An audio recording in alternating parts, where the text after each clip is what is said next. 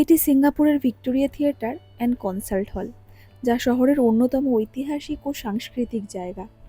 এখানে নাটক, music, concert, orchestra performance হয়।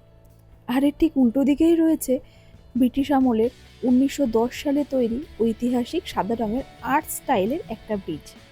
আর এই ব্রিজটা পার হলেই আপনি সহজেই পৌঁছে যেতে পারবেন সিঙ্গাপুরের আইকন মার্লিয়ান পার্ক, যাকে অনেকেই লায়ন সিটি বা লায়ন পার্ক বলে। আর ওই দূরে ম্যারিনা বে সেন্টসের ঝলমলে আলো। তখন একটা আলোর শো চলছিল, তাই বারে বারে ওই লাইটগুলো চেঞ্জ হচ্ছিল রং বেরঙের। পুরো পরিবেশটাকে যেন স্বপ্নের মতো করে তুলেছিল। শুক্রবার রাতের এই মুহূর্তটা ছিল একদম অন্যরকম। শহরে ঝলমলে আলো আর জলে পড়ছিল তার প্রতিফলন, সঙ্গে হালকা বাতাস, মার্লিয়ান থেকে ছিটে আসা জল আর চলতে থাকা বোট, সব মিলিয়ে এক শান্ত আর অপূর্ব সুন্দর একটা অনুভূতি। বেশ অনেকটা টাইম আমরা এখানটাতে কাটিয়েছিলাম। অবশেষে আসলো বাড়ি ফেরার পালা। তবে ডিনারটা আজকে আমরা বাইরেই সারবো সেই প্ল্যানেই বেরিয়েছিলাম, তাই রওনা দিয়েছিলাম বোটকিপ দিকে।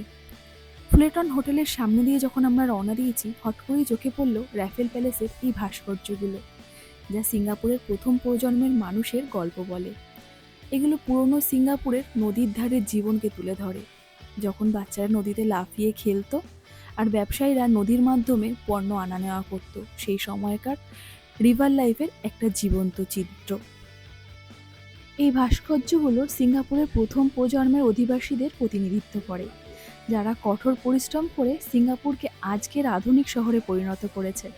চীনা, মালয় ও ভারতীয় বিভিন্ন জাতির মানুষের ঐতিহাসিক গল্প তুলে ধরেছে, যাদের পরিশ্রমে গড়ে উঠেছে আজকের এই আধুনিক শহর।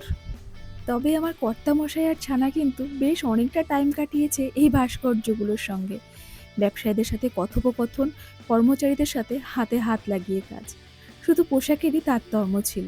তবে চলুন আর নয়, এবার ডিনারটা সেরে ফেলি, বাকি কথা আবার পরে হবে।